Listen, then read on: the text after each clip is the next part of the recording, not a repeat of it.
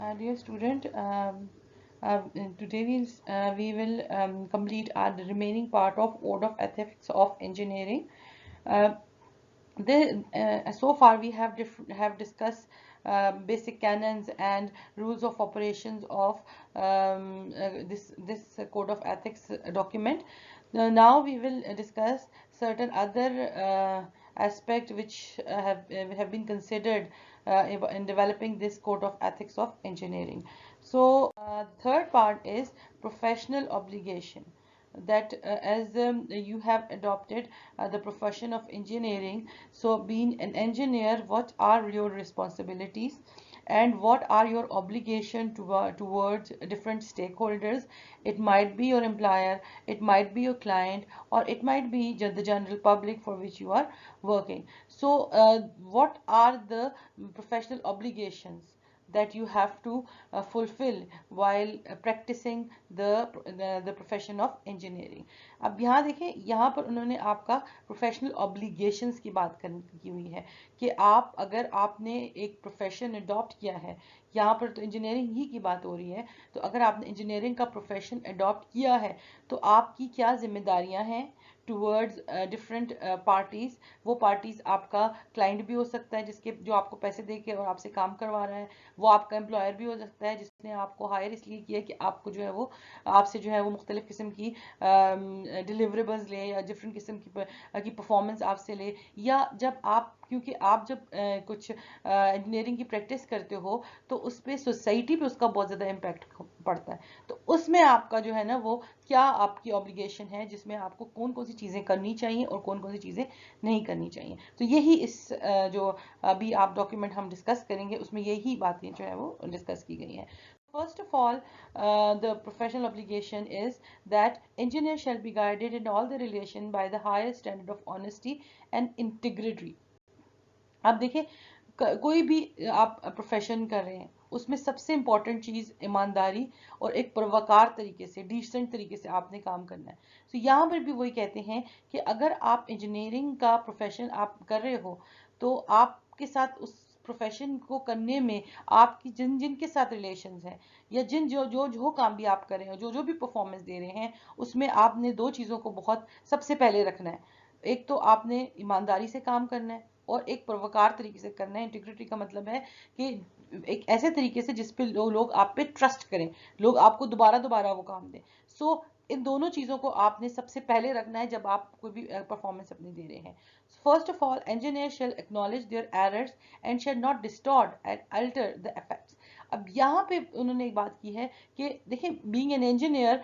You are a human, आप एक human है. जरूरी नहीं है कि आप जो है वो बिल्कुल कोई भी चीज कोई भी काम कर रहे हैं वो 100% सही हो. उसमें गलतियां भी हो सकती हैं. एरर्स का मतलब मिस्टेक्स बाय हो सकती हैं, या कुछ भी मतलब कुछ ऐसी चीज हो सकती है जो आप नहीं करना चाह रहे थे, या तो उससे आपका हो गया. तो उस तमाम चीजों में आपका ये जो एक्नॉलेजमेंट की बात कर रहे हैं वो कि आप उसको अपनी माने और कहें कि ये गलती हमसे हो गई है. और आप ये ना हो कि आपसे अगर कोई गलती होगी तो आप उसको जो है वो छुपा लें और उसको जो है वो थोड़ा सा चेंज रद्द-बदल करके कर दें. तो उससे ये होगा कि आप अगर तो आपसे मिस्टेक हो गई है और अगर अब उसको एक्नॉलेज कर रहे हैं तो लोग आप पे ट्रस्ट करेंगे. लेकिन अगर आप उसको छुपाएंगे या अगर आप उसको लोगों को नहीं बताएंगे तो फिर ये क्या होगा कि आगे जो है ना वो आप पे लोगों का ट्रस्ट जो है वो खत्म हो जाएगा. सो इसमें ये बात कर रहे हैं कि जब भी आपसे कोई एरर हो जाता है या कोई मिस्टेक हो जाती है तो आपने उसको प्रवरकार तरीके से जो है वो एक्सेप्ट करना है, एक्नॉलेज करना है और उसमें कोई किसी किस्म का रद्दो-बदल या छुपाना नहीं है. Then engineers shall advise their clients or employers when they believe a project will not be successful. Like being an engineer, you have specialized kind of knowledge and you can forecast the future scenarios, and you can forecast the success or failure of certain projects because as you have experience of that project in the previous time period, and you can easily predict that what kind of things could not be successful in the future. So in that case you can clearly advise, you can clearly tell the your employer or your client that this project will not be successful. Rather than कि आप उनको जो है वो ये कहें कि जी नहीं नहीं आप फिक्र ना करें हम कर लेंगे और आगे जाके जो है वो अनसक्सेसफुल हो। सो देखिए ये भी चीज़ आपके ट्रस्ट को ख़त्म करती है। तो जब भी आपको कहीं पे लगता है कि कोई प्रोजेक्ट जो है वो आगे सक्सेसफुल नहीं हो सकता, कोई ऐसी चीज़ें हैं जो अभी तो आपको लगता है सही है लेकिन फ्यूचर की सिचुएशंस में वो सक्सेसफुल नहीं हो सकती, तो आपने उसको क्लियरली अपने क्लाइंट को या एम्प्लॉयर को बताना है कि ये चीज़ें सक्सेसफुल नहीं हो सकती, तो इस चीज़ को आप ना करें। मतलब ये रादर देन कि आप अपनी वो पार्ट टाइम जॉब है या अगर आपको कुछ सैलरी वगैरह मिल रही है उसको बचाने की खातिर आप उसको प्रोलॉन्ग करते जाएं। Then engineers shall not accept outside employment to the detriment of their regular work or interest. Before accepting any outside engineering employment, they will notify their um, employers. Like in this case, they are saying that you should not uh, give your time, which is being only specified for certain employer, to any other kind of employment. Or if you are accepting any kind of part-time job, you should notify that thing to the employer, and you should not hide anything from your employer or client for which you are working. So देखिए इसमें वो कहते हैं कि अगर आपको जो time आपने स्पेसिफाई किया हुआ है अपने एम्प्लॉयर के लिए, उस टाइम पीरियड में आपने अगर आपको कोई और जॉब मिल रही है या कोई और पार्ट टाइम जॉब मिल रही है या कोई ऐसा टाइम पार्ट जॉब है जो आपको पार्ट टाइम भी मिल रही है, तो उस केस में आपने प्रॉपरली अपने एम्प्लॉयर को जो है वो इस चीज़ का नोटिफाई करना है कि मैं इनके लिए भी काम कर रहा हूँ और यही टाइम जो है ना मैंने इधर स्पेसिफाई किया हुआ है। Then engineer shall not attempt to attract an engineer from another employer by false or misleading pretenses. Like इसमें जो है ना वो ये कह रही हैं कि अगर आपको अपना प्रोजेक्ट जो है उसको सक्सेसफुल करने के लिए किसी खास स्पेसिफाइड इंजीनियर की ज़रूरत है या किसी और बंदे की ज़रूरत है जो आपको उसमें हेल्प कर सकता है, तो ये ना हो कि आप जो है ना वो उस बंदे को जो है ना इंजीनियर को अट्रैक्ट करने के लिए अपने एम्प्लॉयर के बारे में या किसी और चीज़ के बारे में गलत इंप्रेशन या गलत बातें जो है ना वो करें और बस उनको अट्रैक्ट करके अपने पास लाने के लिए उनको कोई लालच वगैरह दे। देखिए ये तमाम चीज़ें ऐसी हैं ना जो आपका ट्रस्ट ख़त्म करती हैं, आपको आपकी इंटीग्रिटी लोगों पे ख़त्म करती हैं। Then engineers shall not actively participate in strike, picket lines or other collective coercive actions. मतलब यहाँ पर वो कह रहे हैं कि कहीं भी ऐसे स्ट्राइक जो हैं या कुछ ऐसी एग्रेसिव एक्टिविटीज़ हो रही हैं या डिस्ट्रक्टिव एक्टिविटीज़ हो रही हैं जिससे जो है वो एम्प्लॉयर के आपको नुकसान होता है या क्लाइंट को नुकसान होता है या किसी जनरल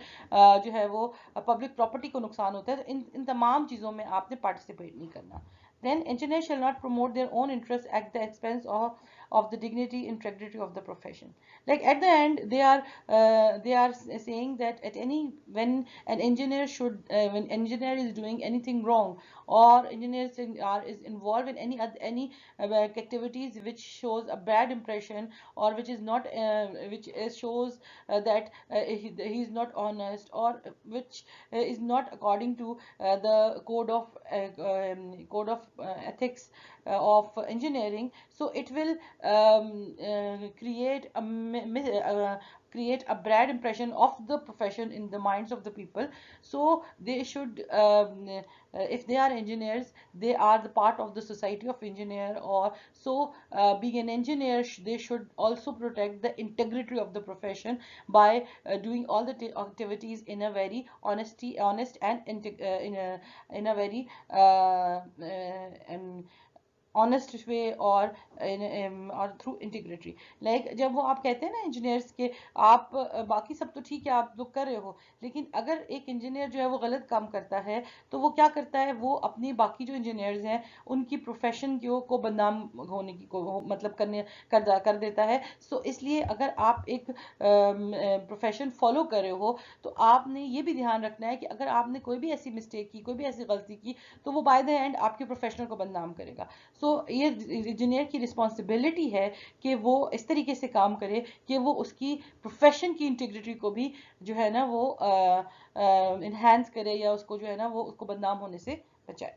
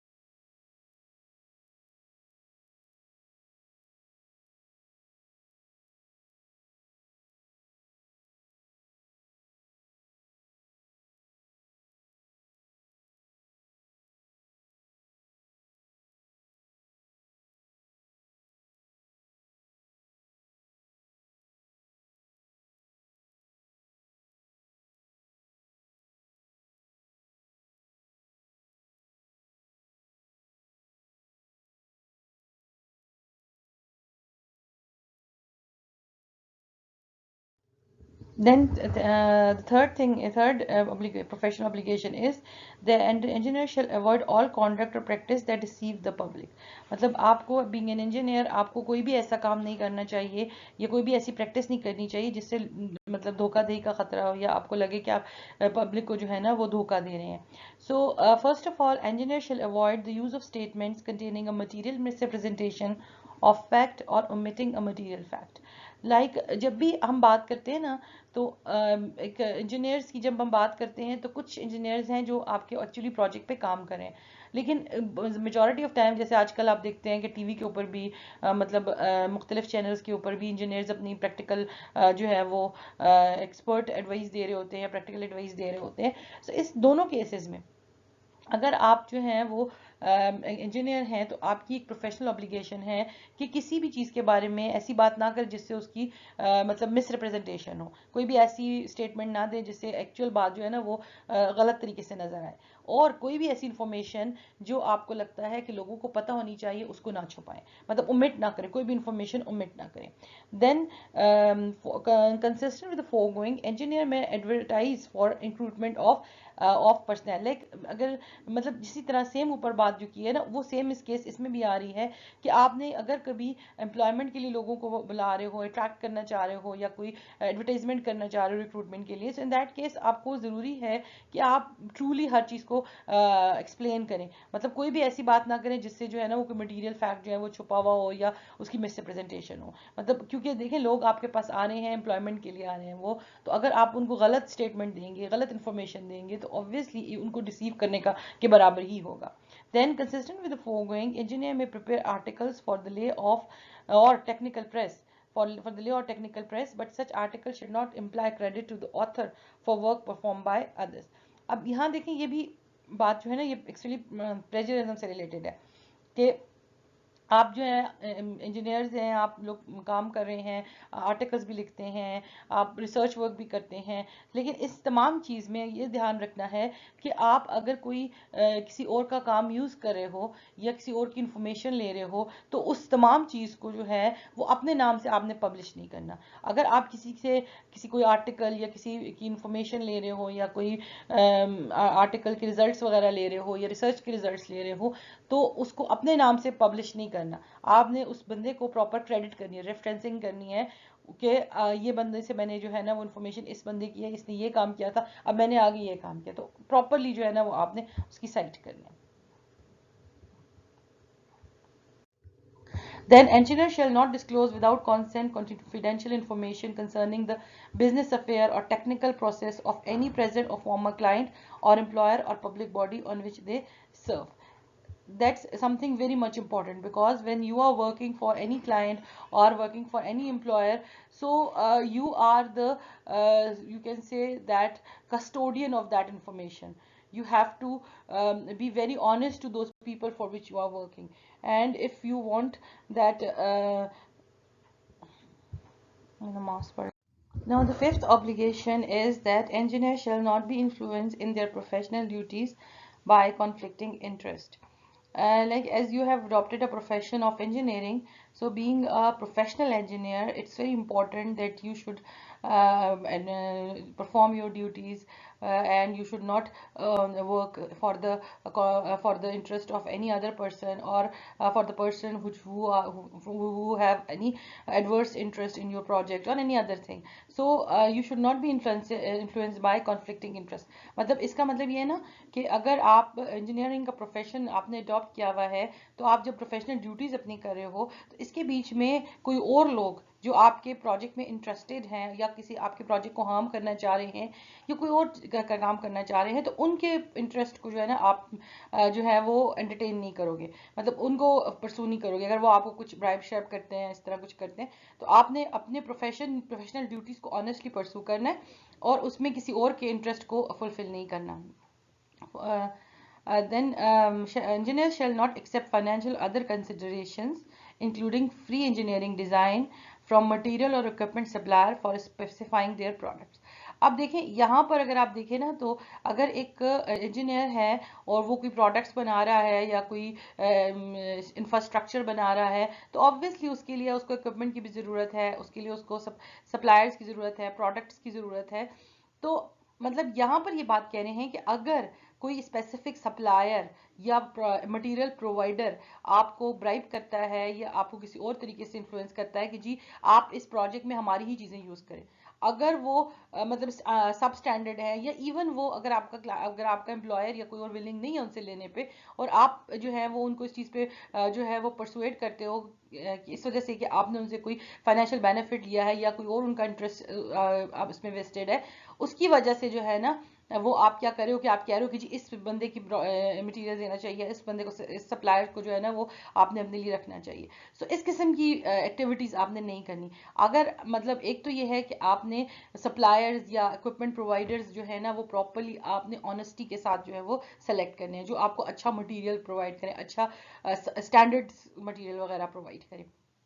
और अगर कोई स्टैंडर्ड वाइज भी हैं, लेकिन अगर वो आपको किसी फाइनेंशियल या और कंसिडरेशन के थ्रू जो है वो आपको इन्फ्लुएंस करना चाह रहे हैं, तो उसमें भी फिर आप फाइंड आउट करिए कि इसमें क्या वजह है जिसकी वजह से वो अपनी परफॉर्मेंस से आपको परसुएट कर नहीं कर रहे, बल्कि वो आप किसी और तरह से परसुएट कर रहे हैं। तो इस वजह से जो है ना आपने ये तमाम चीज़ें जो है ना उस ध्यान में रखनी है। Then engineer shall not accept commission और allowances directly or indirectly from contractors or other parties dealing with client or employers of the engineer in connection with the work for which the engineer is responsible. अब देखें, एक engineer है, उसकी duty है, उसको appoint किया है उसके क्लाइंट ने, उसको अपॉइंट किया उसके एम्प्लॉयर ने। अब उस काम को करने में या जो उसका रिस्पॉन्सिबिलिटी है करने के लिए, आपको अगर कोई कॉन्ट्रैक्टर जो है वो अलाउंस दे रहा है या कमीशन दे रहा है, तो जाहिर बात है इसके इसके बीच में कोई उसका ऐसा इंटरेस्ट वेस्टेड है, आपको वो जो है वो आपकी प्रोफेशनल ड्यूटीज में से जो है ना वो हटाने की कोशिश कर रहा है, कुछ और किस्म से आपकी जो डिलीवरेबल है, ये जो आपकी परफॉर्मेंस है उसको इन्फ्लुएंस करने की कोशिश कर रहा है। सो इस किस्म की प्रैक्टिसेस आपने नहीं करनी। कोई भी कमीशन या कोई भी अलाउंसेस आपने कॉन्ट्रैक्टर से चाहे डायरेक्टली हो चाहे इनडायरेक्टली हो अगर वो दे रहे हो तो नहीं लेने, क्योंकि देखिए जब एक बंदा आपको गलत तरीके से अप्रोच करता है तो ऑब्वियसली उसका नेगेटिव जो है ना वो इंटरेस्ट वेस्टेड होता है। सो इस चीज़ का आपने ध्यान रखना है कि आपने कॉन्ट्रैक्टर को किसी भी कोई इस तरह का फेवर नहीं लेना, जो आपकी ड्यूटीज जो मतलब आप जो परफॉर्म कर रहे हो काम वो तो आपने करना है, उसको ऑनेस्टी के साथ परफॉर्म करना है, उसको उसमें चेंजेस करना या और कोई काम ऐसा करना या नहीं करना जिसकी वजह से आपको कॉन्ट्रैक्टर पैसे दे रहे हैं, अलाउंसेस दे रहे हैं, ये एक जो है ना वो डिसऑनेस्टी हो जाती है प्रोफेशन के साथ। तो ये चीज़ आपने इस पे ध्यान में रखनी है। Now the fifth professional obligation is that engineers shall not attempt to obtain employment or advancement or professional engagements by untruthfully criticizing other engineers or by other improper or questionable method. अब देखिए ये चीज़ सिर्फ आप engineering में नहीं है, आपको ज़िंदगी में अगर आपके पेरेंट्स, अगर आपको हो आपके पेरेंट्स हैं, आपके बुजुर्ग हैं, वो आपको हमेशा इस चीज़ के बीच में जो है ना वो एक गाइड करते हैं कि कोई भी काम जो है ना वो अगर आप अनट्रुथफुल वे से या गलत तरीके से करोगे तो उसका आउटकम भी कम होता है। सो यही बात इसके बीच में उन्होंने की है कि अगर एक इंजीनियर है वो अपनी कोई जॉब लेना चाहता है या कोई प्रमोशन लेना चाहता है या कोई भी प्रोफेशनल ड्यूटीज लेना चाहता है, तो उसको वो अपनी परफॉर्मेंस के थ्रू ले। ये नहीं कि आप दूसरे बंदे को क्रिटिसाइज करें या आप दूसरे को बदनाम करके या कोई और ऐसे बात करके किसी डिसीव करके गलत तरीके से कुछ ऐसा काम करें जिससे उस बंदे की इंप्रेशन खराब हो जाए। सो इस किस्म और उसको हटा के आपको रख लिया जाए। सो इस किस्म की चीज़ों से जो है ना वो मतलब सक्सेस जो होती है वो टेम्परेरी होती है, लेकिन यहाँ पर आपको एक कोड ऑफ कॉन्डक्ट उन्होंने बता दिया, कोड ऑफ एथिक्स बता दिया कि आपने अगर कोई प्रमोशन या एडवांसमेंट अगर करनी है तो उसको अपनी परफॉर्मेंस के थ्रू करनी है, किसी और को नुकसान पहुंचा के या किसी दो नंबर तरीके से जो है वो नहीं करनी। So first of all, engineer shall not request, propose or accept commission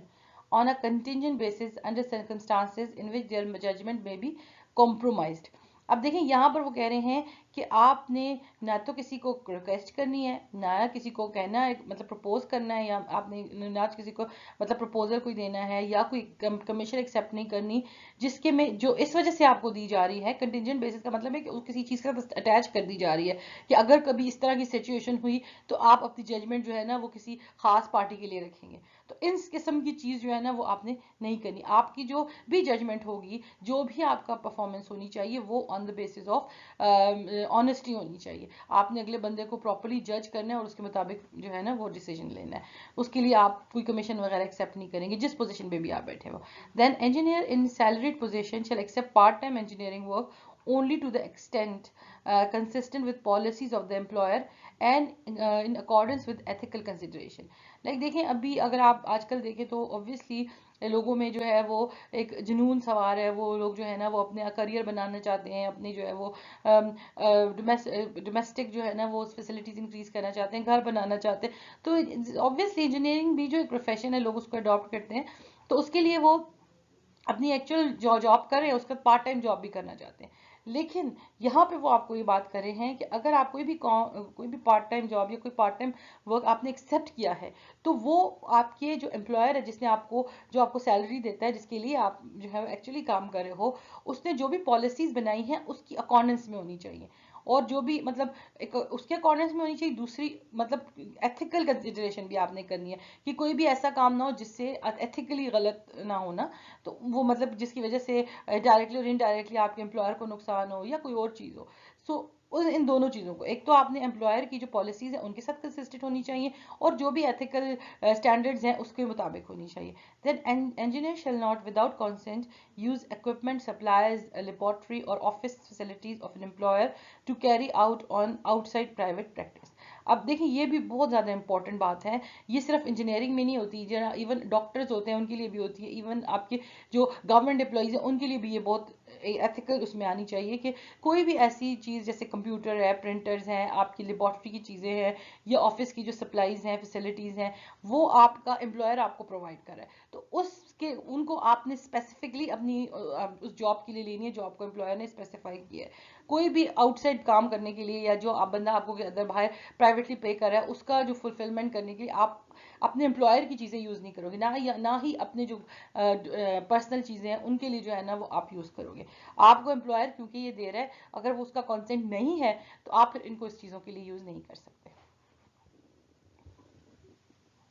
Now, another important thing which is very important is that engineers shall not attempt to injure maliciously or falsely, directly or indirectly, the professional reputation, prospects, practice, or employment of other engineers. Engineers who believe others are guilty of unethical or illegal practice shall present such information to the proper authority for actions। Like इसमें देख रहे हैं ना कि वो ये कह रहे हैं कि आपको किसी भी जो बंदा है या इंजीनियर्स हैं उनको जो है ना आपने नुकसान नहीं पहुंचाना, या गलत तरीके से या डायरेक्टली और या मतलब डायरेक्टली और इनडायरेक्टली किसी भी इंजीनियर की या कोई भी एम्प्लॉय जो भी अंदर कोई बंदा प्रोफेशनल काम कर रहा है उसको बदनाम नहीं करना या उसकी रेपुटेशन को खराब नहीं करना। अगर आपको लगता है कि कोई बंदा जो है ना वो अनएथिकल या कोई गलत काम कर रहा है, कोई इलीगल काम कर रहा है, तो लोगों में बदनाम करने की बजाय आप कोशिश करें कि उसकी जो भी इंफॉर्मेशन है वो सही प्रॉपर अथॉरिटीज को दें जो उसके लिए एक्शन ले। मतलब क्योंकि ज्यादातर देखें लोग जो है ना वो अगले की रेपुटेशन खराब करने के लिए जो है ना वो इस किस्म के काम करते हैं। एक्चुअली बीच में होता कुछ भी नहीं है, और लेकिन जो है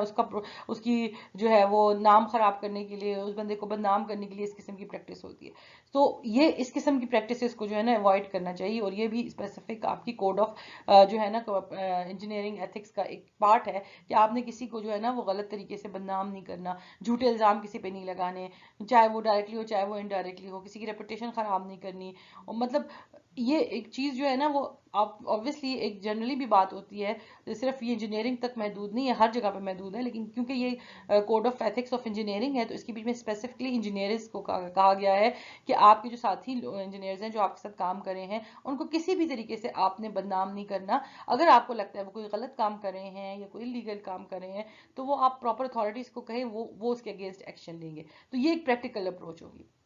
So, engineer in private sector shall not review the work of another engineer for the same client, except with the knowledge of such engineer or unless the connection of such engineer with the work has been terminated। अब यहाँ पर ये बात करें हैं कि अगर कोई प्राइवेट प्रैक्टिस आप कर रहे हैं तो कोई दूसरा इंजीनियर जो है वो उस पे सेम क्लाइंट के लिए सेम वो काम नहीं करेगा, अगर तो उसको बताए बगैर नहीं करेगा। अगर वो उसका मतलब जो है उसकी नॉलेज में है तो फिर ठीक है, लेकिन अगर वो बंदा पहले उस पर काम कर रहा है और आप भी उसके ऊपर उसी वही काम एग्जैक्टली उसी क्लाइंट के लिए कर रहे हो तो फिर ये एक डिफिकल्ट चीज हो जाएगी। और मतलब उस वक्त आप एक्सेप्ट कर सकते हो जब आपको पता चले कि वो पहला इंजीनियर जो है ना वो काम छोड़ चुका है, तो फिर आप एक्सेप्ट करोगे। लेकिन अगर आपने उसी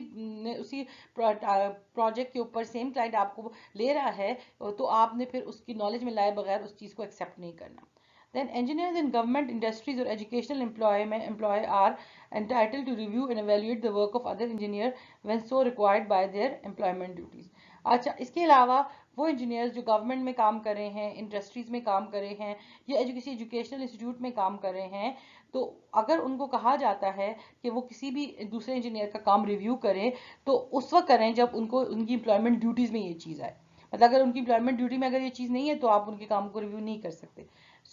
अगर आपको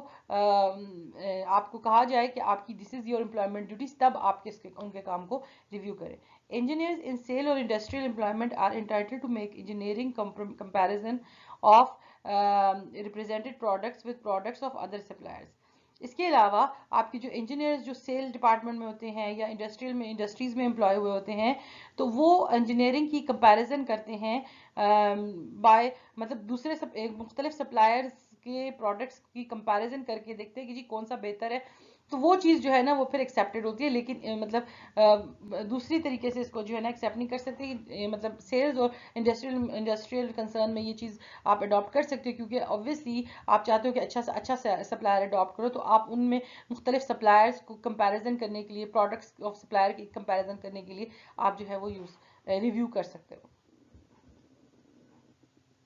Another professional obligation is that engineers shall accept personal responsibility for their professional activities, provided, however, that engineer may seek indemnification for service arising out of their practice for other than gross negligence, where the engineer interest cannot be otherwise protected. देखिए इसमें ये है ना कि आपको यहाँ पे कह रहे हैं कि इंजीनियर जो है ना अपनी जो भी उनको ड्यूटीज दी गई हैं, जो भी काम करने के लिए दिया है, उसको उसकी पर्सनल रिस्पॉन्सिबिलिटी समझा जाना चाहिए। मतलब जो भी वो काम उसको दिया गया है कि उसने वो करना है, तो उसको उसने अपनी जो है वो ज़ाती जिम्मेदारी समझ के उसको कंप्लीट करना है। लेकिन उन केस में वो अपने मतलब जो है वो इंडेमनिफिकेशन का मतलब ये है ना कि वो मुआवजा मांग सकता है, या उसको वो सर्विसेज जहाँ पर उसकी लगता है कि जी मतलब अगर निग्लिजेंस नहीं हुई, लेकिन उसको लगता है कि वहाँ पर उसका जो भी इंटरेस्ट है वो प्रोटेक्ट नहीं हो रहा, उसको जो है ना उसकी जो भी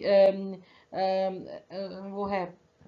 ज़ाती जो मफाद है वो प्रोटेक्ट नहीं हो रहा, इस केस में फिर वो जो है ना मुआवजा जो है वो वसूल कर सकता है। Engineer shall confirm with state registration laws in practice of engineering. मतलब इसमें ये चीज़ ध्यान में रखनी चाहिए कि जो भी लीगल ऑब्लिगेशन है आप पे, जो भी लॉ ने सेट किया हुआ है कि जिस अगर आपने रजिस्ट्रेशन करानी है बीइंग एन इंजीनियर प्रैक्टिस करने के लिए, तो वो तमाम चीज़ें जो है उन्होंने अपनी फुलफिल करनी है। And engineer shall not use associations with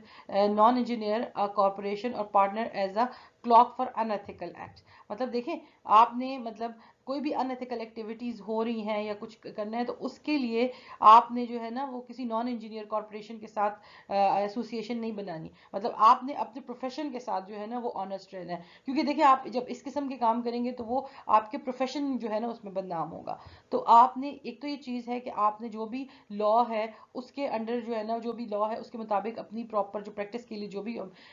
चीज़ें हैं उनको फुलफिल करना है प्रॉपर तरीके से। दूसरी बात ये कि आपने अपने जो प्रोफेशन के साथ ऑनेस्ट रहना है, किसी भी और कॉरपोरेशन के साथ या बिजनेस के साथ जो है ना वो आपने पार्टनरशिप नहीं करनी कि आप कोई भी अनएथिकल जो है वो एक्ट करें। Now, the last professional obligation of engineer is that engineer shall give credit for engineering work to those to whom credit is due and will recognize the proprietary interest of others। मतलब यहाँ पर बहुत important एक चीज़ है जिसमें हम मतलब अगर आपके साथ कोई काम कर रहा है या अगर आप जो भी जिम्मेदारियां आपने किसी को दी हैं और सक्सेस आपको मिल रही है, और अगर ना भी मिल रही, अगर प्रोजेक्ट आपका सक्सेसफुल हो रहा है, तो आपने जो उन लोगों ने आपकी उसमें हेल्प की है, जिन्होंने आपके साथ काम किया है इंजीनियरिंग, और जो इंजीनियर्स आपके साथ हैं जिन्होंने मुख्तलिफ चीज़ों प्रोजेक्ट्स वगैरह पे काम किया, तो उनमें जहाँ जहाँ पे क्रेडिट ड्यू होता है उसको जो है ना आपने रिकॉग्नाइज करना है, उनको नाम मतलब बताना है, उसको सामने लाना है कि जी ये वर्क इन्होंने किया, सो उनको क्रेडिट ज़रूर देना है। So first of all, engineer shall, whenever possible, name the person or persons who may be individually responsible for designs, inventions, writing or other accomplishments. मतलब यहाँ पे आपको कह रहे हैं ना कि जैसे इन्होंने कहा कि इस दूसरों के काम को क्रेडिट देना बहुत ज़रूरी है इसमें ना, तो यहाँ ये कह रहे हैं कि आपको जहाँ भी ज़रूरत पड़ती है तो आपको मतलब किसी जो मतलब आप प्रेजेंटेशन कर रहे हैं या आप प्रोजेक्ट का रिपोर्ट बना रहे हैं, तो उसमें जहाँ भी ज़रूरत पड़ती है, तो अगर किसी बंदे ने डिज़ाइन अच्छा बनाया है या उसमें वो सक्सेसफुल रहा है, कोई इन्वेंशन किया है या कोई राइटिंग की है, तो उसके लिए आपने जो है वो उस बंदे को क्रेडिट ज़रूर देना है और उसका मेंशन करना है कि जी इस बंदे ने ये काम जो है वो किया। मतलब जहाँ भी ज़रूरत पड़ती है आप उस बंदे को क्रेडिट ज़रूर देंगे,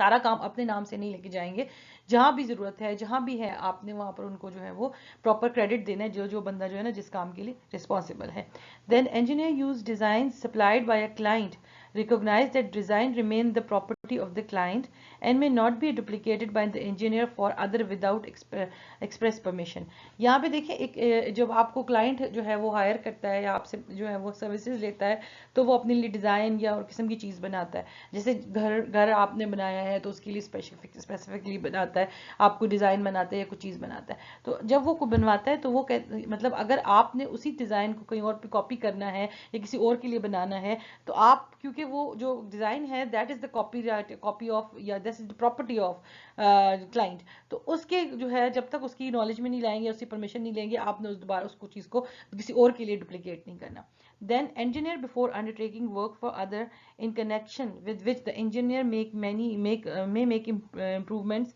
plans, design, invention or other records that may justify copyrights or patents should enter into positive agreement regarding the ownership। देखिए इसमें ये कह रहे हैं ना कि जब आप इंजीनियर जो हैं वो कोई भी काम लेते हैं जो दूसरों के लिए आप कर रहे हैं और उसमें मतलब आपका मकसद ये है कि आप जो है ना उस डिज़ाइन को इम्प्रूव करें और डिज़ाइन को चेंज करें या जो इन्वेंशन हुई हुई है उसमें इम्प्रूवमेंट लाएं, लेकिन अगर उन तमाम चीज़ों के साथ कॉपीराइट्स या पेटेंट्स का इशू है, मतलब कॉपीराइट्स या पेटेंट्स का इशू होता है, जो ओरिजिनल डिज़ाइन मेकर है तो उसने उसके ऊपर पेटेंट्स लिया हुआ है या वो कॉपीराइट किया हुआ है कि इसको कोई कॉपी नहीं कर सकता, तो इस किस्म के जब इशू होते हैं तो आपको फिर उन लोगों के साथ जिन लोगों के जो है ये प्रॉपर्टी एक्चुअल है उनके साथ पॉजिटिव एग्रीमेंट में लेकर आए कि जी हम इस डिज़ाइन में ये इंप्रूवमेंट करना चाह रहे हैं। तो क्योंकि देखें वो उनका ओरिजिनल काम है, अगर उसमें आप चेंजेस करते हैं तो ये ज़रूरी है कि उनकी नॉलेज में भी ये बात होनी चाहिए। Then engineers designs, data, records and notes referring exclusively to an employer's work are the employee's property। मतलब यहाँ पे ये कह रहे हैं ना कि अगर आप जो है वो किसी एम्प्लॉयर के लिए काम कर रहे हैं, उसमें कोई डिज़ाइन बना रहे हैं, कोई रिकॉर्ड कर रहे हैं, डेटा है या नोट्स वगैरह बना रहे हैं, तो वो तमाम जो है ना वो एम्प्लॉयर की प्रॉपर्टी है जिसने आपको हायर किया हुआ है। So employer should indemnify the engineer for use of the information for any purpose other than the original purpose. और आपको जो एम्प्लॉयर है वो आपके अगेंस्ट सू कर सकता है, आपसे जो है ना वो इंडेमनिफाई का मतलब ये है कि आपको कह सकता है कि जी मुझे पे करो, क्यों पे करो, या आपको कहते हैं कि मुझे आप के अगेंस्ट जो है ना वो कोई भी जो है वो एक्शन ले सकता है अगर उसको पता चले कि जो इन्फॉर्मेशन उसने अपने लिए जनरेट करवाई थी वो आप किसी और पर्पस के लिए यूज करें, ओरिजिनल जो जिस पर्पस के लिए अरेंज की थी उसके अलावा भी आप कोई और पर्पस के लिए उसको यूज कर रहे हैं, तो उसमें फिर वो आपको जो है ना वो सू कर सकता है और आपसे कह सकता है कि जी आप जो है ना मुझे इसका मुआवजा दे जो आपने इससे बेनिफिट लिया है।